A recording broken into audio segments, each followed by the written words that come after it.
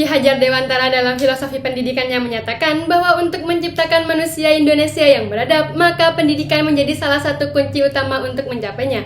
Assalamualaikum warahmatullahi wabarakatuh. Salam Om Swastiastu, Namo Buddhaya, dan salam kebajikan. Dewan juri yang arif, terpelajar, lagi bijaksana. Perkenalkan, kami dari tim Imam Sukadi dengan saya Fuji Nurizki Amelia selaku pembicara pertama. Adapun Elma Izzatun Nabila selaku pembicara kedua, dan Naufal Ghazalba selaku pembicara ketiga. Dengan tegas dan lugas kami menyepakati mosi perdebatan kali ini, yakni analisis konstitusi terkait anggaran yang menyentuh lembaga pendidikan. Studi kasus Inpres nomor 1 tahun 2025. Dewan Juri yang terhormat Prof. Dr. Jimlia Sidiki, ahli hukum tata negara, menyatakan bahwa Indonesia adalah negara hukum yang berdasarkan Pancasila dan Undang-Undang Dasar 1945. Prinsip negara hukum menjamin supremasi hukum, pelindungan hak asasi manusia, serta keadilan sosial, sebagaimana tercantum dalam pasal 31 ayat 1 Undang-Undang Dasar 1945 yang menyatakan setiap warga negara berhak mendapatkan pendidikan. Hal ini menunjukkan bahwa pendidikan menempati posisi strategis dalam kerangka konstitusional, sehingga menjadi kewajiban negara melalui pemerintah untuk melaksanakan amanat tersebut demi mewujudkan tujuan negara, yakni mencerdaskan kehidupan bangsa. Dewan Juri yang terhormat melalui Inpres nomor 1 tahun 2025 yang memangkas anggaran pendidikan dari 20% menjadi 16,77% jelas menghambat pelaksanaan amanat pasal 31 Undang-Undang Dasar 1945 dan menghambat cita-cita generasi emas 2045.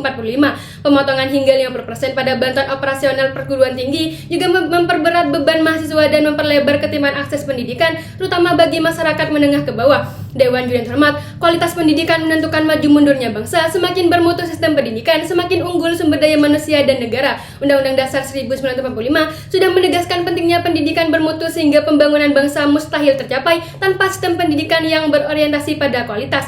Maka dari itu, Dewan Juri yang terhormat, terdapat dua urgensi utama mengapa kami menyepakati mosi perdebatan kali ini. Yang pertama, setiap warga negara berhak mendapatkan pendidikan, namun dengan adanya Inpres ini maka pendidikan tidak dapat terlaksana secara merata. Terbukti dalam data UNESCO yang menunjukkan peringkat sistem pendidikan global Indonesia menduduki peringkat ke-67 dari 203 negara.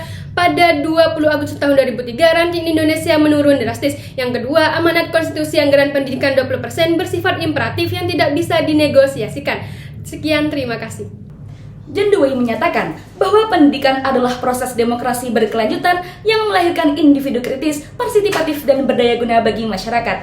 Namun hal tersebut tidak akan tercapai jika tidak didukung dengan adanya alokasi pendanaan yang layak. Melanjutkan bangunan argumentasi dari pembicara pertama, Dewan Juri dalam pasal 31 ayat 4 Undang-Undang Dasar 1945 konstitusi secara tegas memerintahkan negara untuk memprioritaskan anggaran pendidikan sekurang-kurangnya 20% dari APBN maupun APBD. Oleh karena itu, ketentuan ini harus dipahami sebagai amanat imperatif, bukan sekedar pilihan kebijakan yang dapat diabaikan. Dewan Juri filosofis pendidikan sendiri menegaskan bahwa kontribusi pendidikan merupakan pilar utama dalam membangun bangsa Indonesia agar mampu bersaing di antara negara besar di dunia. Hal ini hanya dapat diwujudkan melalui penyelenggaraan pendidikan yang bermutu. Selaras dengan pasal 49 Undang-Undang Nomor 20 Tahun 2003 tentang Sistem Pendidikan Nasional yang menegaskan pentingnya 20% anggaran pendidikan dari APBN dan APBD yang memadai bagi tenaga pendidikan maupun fasilitasnya, yang mana hal tersebut telah Dewan Juri sebagai syarat mutlak terselenggaranya pendidikan yang bermutu, sehingga jelas bahwa pembangunan bangsa tidak akan mungkin tercapai tanpa dukungan sistem pendidikan yang berorientasi pada kualitas. Oleh sebab itu, Dewan Juri, efisiensi anggaran tidak boleh menyentuh lembaga pendidikan yang dapat melemahkan kualitas dan menghambat terwujudnya cita-cita konstitusional bangsa. Dengan demikian, kebijakan efisiensi dalam Inpres nomor 1 tahun 2025 semestinya dikecualikan bagi sektor pendidikan sebagai wujud kepatuhan terhadap amanat konstitusi dalam mencerdaskan kehidupan bangsa. Sekian dan terima kasih. Salus Populi Suprema Lex Esto, kesejahteraan rakyat adalah hukum tertinggi. Perlu kita ketahui bersama Dewan Juri, adanya Inpres nomor 1 tahun 2025 akan berpotensi mengurangi efektivitas anggaran pendidikan yang patut dikritisi, karena dapat menghambat pemenuhan amanat konstitusi dan tujuan kesejahteraan rakyat. Sri Mulyani menyatakan bahwa realisasi anggaran pendidikan pada tahun 2024 tidak sampai 20%, hanya menyentuh angka 16,99%. Kemudian pada tahun 2007 dan 2008 anggaran pendidikan digugat di Mahkamah Konstitusi hanya terrealisasi sebesar 18% dan 15,6% yang semestinya 20% menurut amanat konstitusi. Dewan Juri, hal ini menunjukkan bahwa sebelum adanya Impres, dana pendidikan sama sekali tidak mencapai 20%, apalagi jika efisiensi anggaran tersebut menyentuh lembaga pendidikan. Selanjutnya Dewan Juri, data UNESCO menunjukkan bahwa sistem pendidikan di Indonesia saat ini menghadapi tantangan yang besar untuk menciptakan sistem pendidikan yang berkualitas, maka diperlukan anggaran yang mencukupi. Didukung dengan data World Bank tahun 2022 menunjukkan bahwa negara maju seperti Finlandia dan Estonia mampu mengalokasikan lebih dari 6% produk domestik bruto mereka untuk pendidikan. Didukung sistem perpajakan progresif dan kapasitas fiskal yang mumpuni.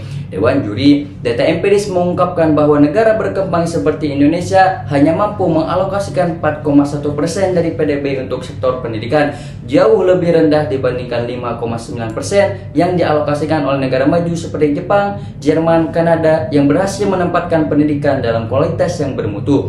Pun Dewan Juri, Adam Smith menyatakan bahwa keadilan sesungguhnya hanya punya satu arti, yaitu keadilan komutatif yang menyangkut kesetaraan, keseimbangan, dan keharmonisan hubungan antara satu orang atau pihak yang lain. Maka dari itu, pentingnya kita membangun pendidikan yang bermutu tanpa efisiensi anggaran agar dapat membentuk suatu keadilan. Sekian, terima kasih.